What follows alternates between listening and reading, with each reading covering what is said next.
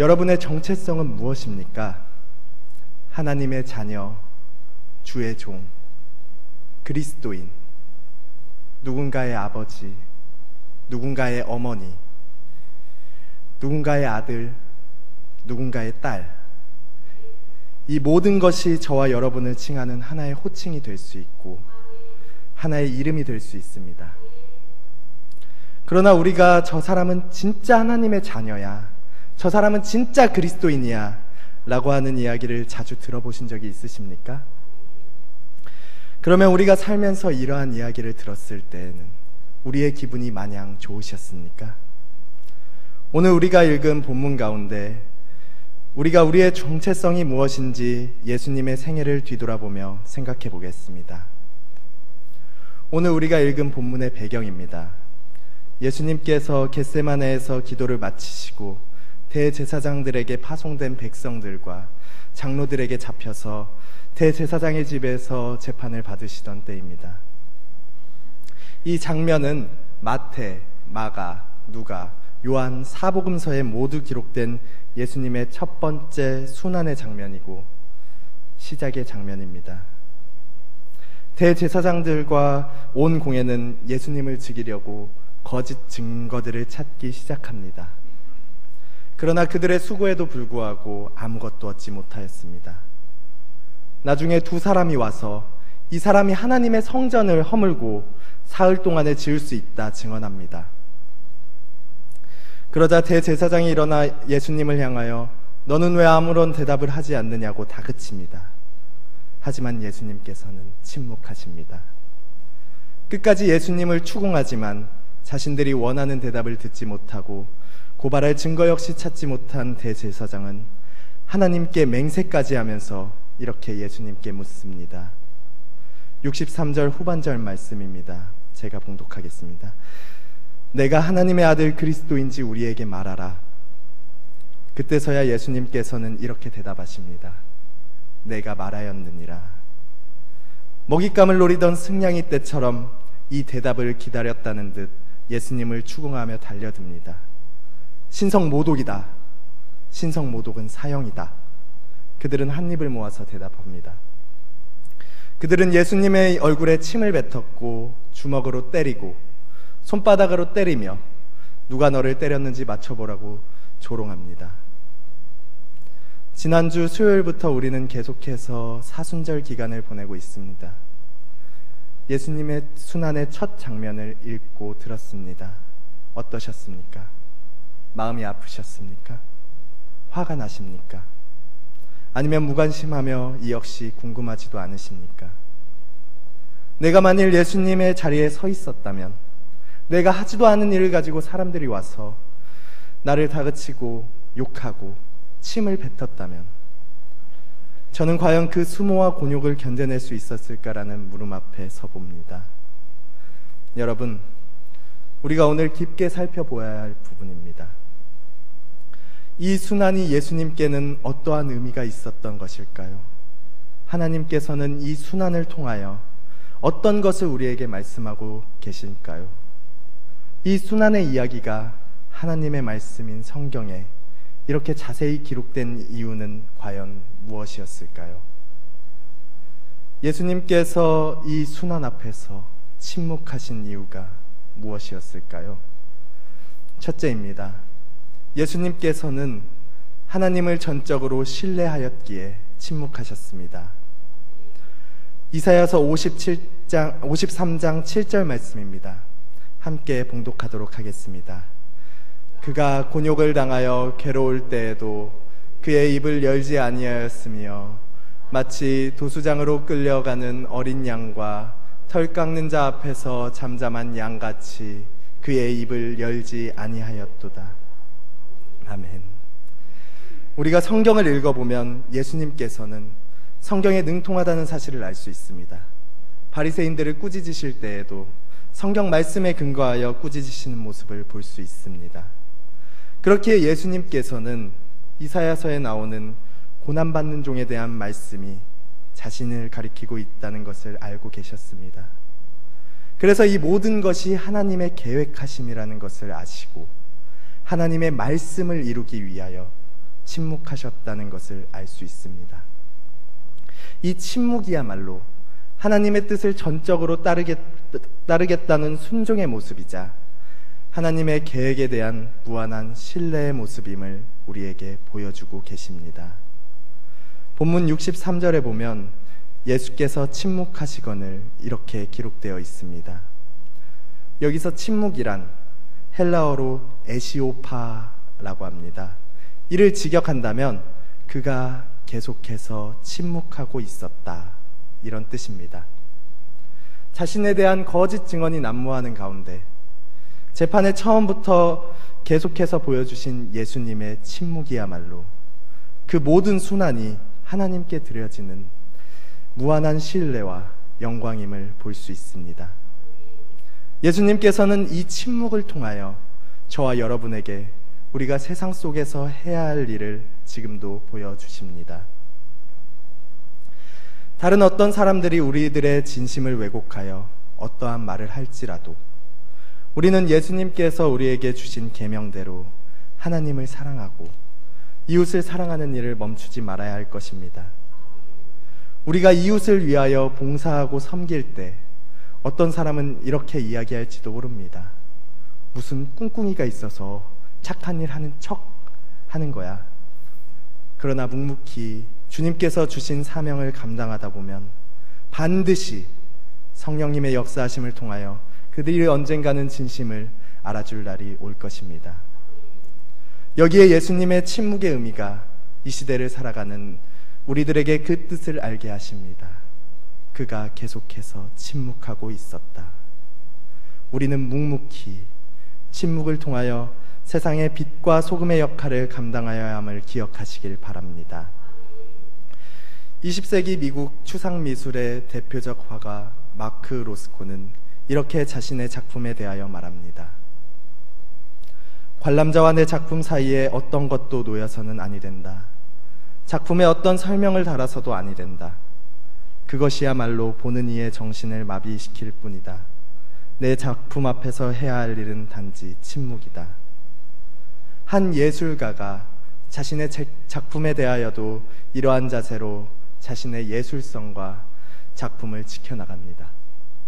그렇다면 만물을 지은 창조주께서는 우리에게 성경의 말씀에 대하여 어떤 요구를 하시겠습니까?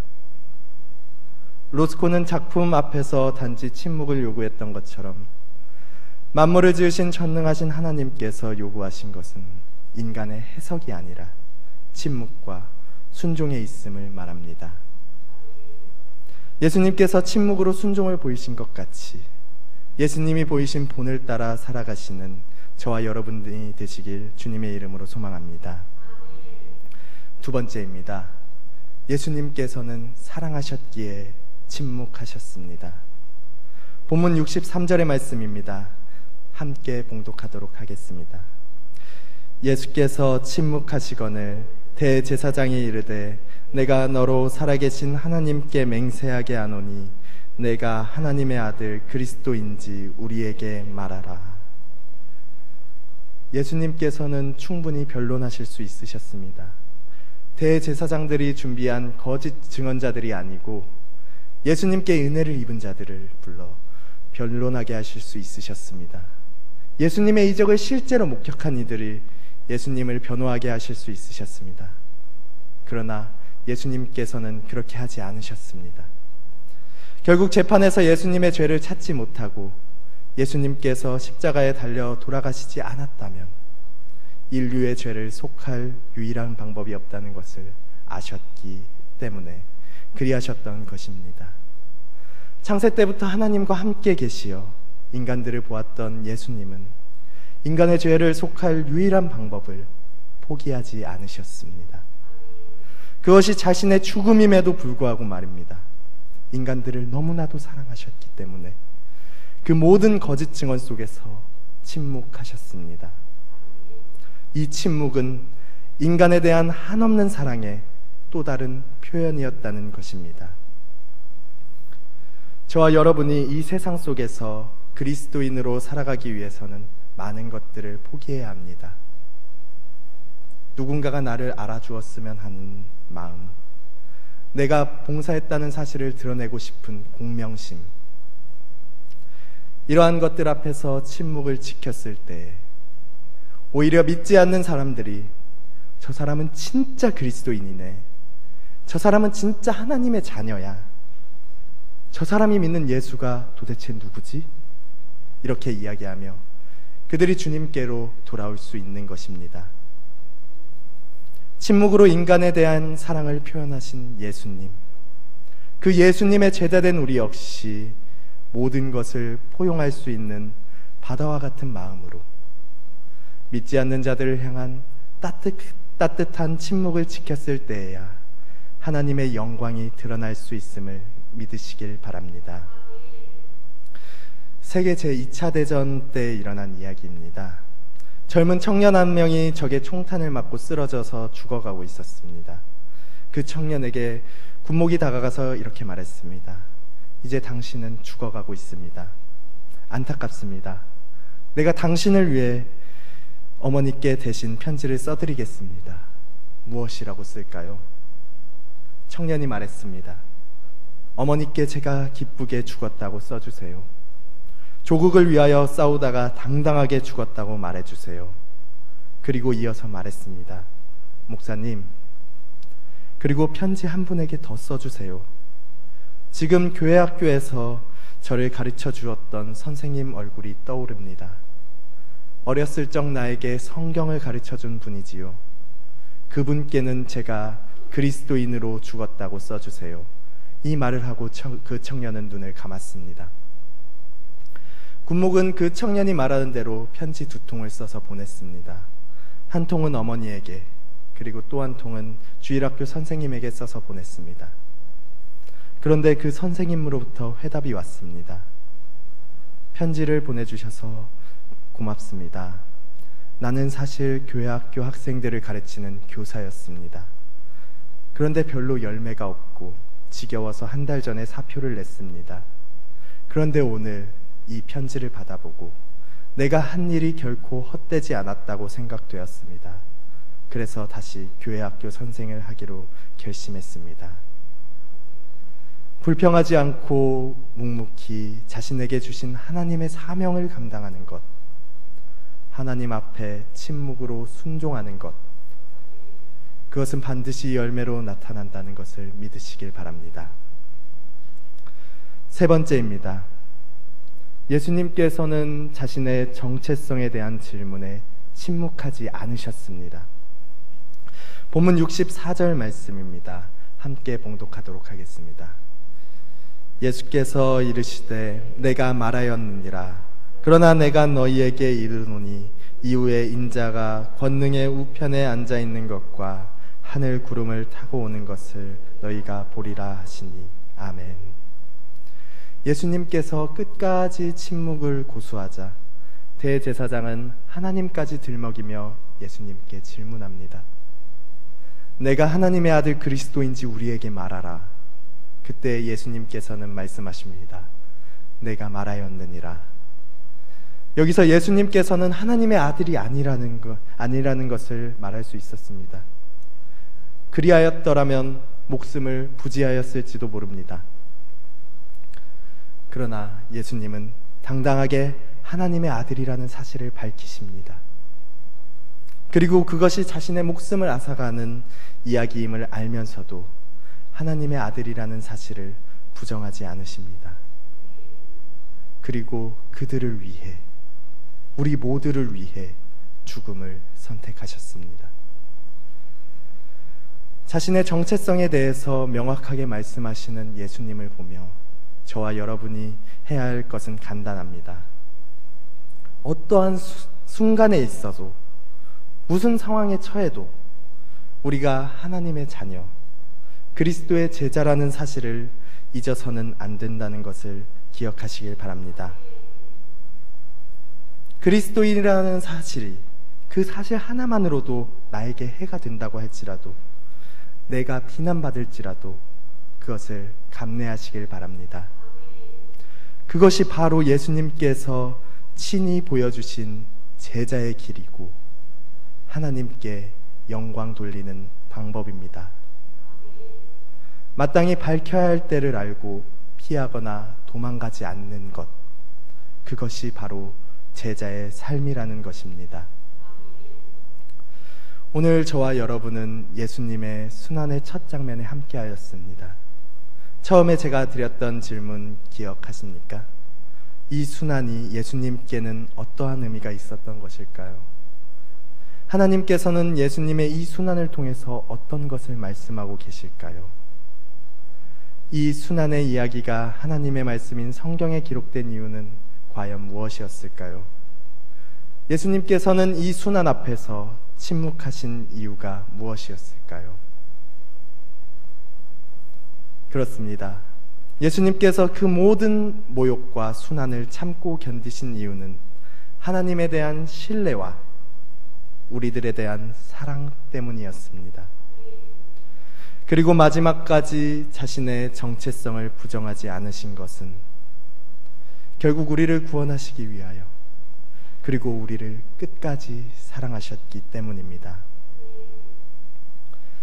사랑하는 성도 여러분, 예수님께서는 이 순환의 장면을 통하여 저와 여러분에게 우리가 이 세상에서 어떻게 행해야 하는지 친히 보여주셨습니다. 그리스도인을 향한 세상에 어떠한 순환이 있을지라도 그것이 하나님의 영광을 드러내는 일이라면 마땅히 침묵하시길 바랍니다. 또한 어떠한 상황에 처하더라도 그리스도의 제자라는 정체성을 버려서는 안 됩니다. 하나님께서는 어떤 어려운 상황이 닥친다 하더라도 이때 예수님은 어떻게 하셨을까? 라고 생각하며 끊임없이 예수님의 모습을 닮아가려고 노력하는 저와 여러분의 모습을 오늘도 내일도 일평생 예수님의 제자된 모습을 보시기를 원한다는 것을 기억하시길 바랍니다. 예수님의 침묵은 곧 하나님의 영광과 뜻을 위해서입니다. 예수님처럼 여러분들의 침묵이 곧 하나님의 영광이요 하나님의 뜻이 되시길 주님의 이름으로 간절히 바랍니다. 기도드리시겠습니다. 사랑과 은혜가 풍성하신 아버지 하나님, 감사합니다.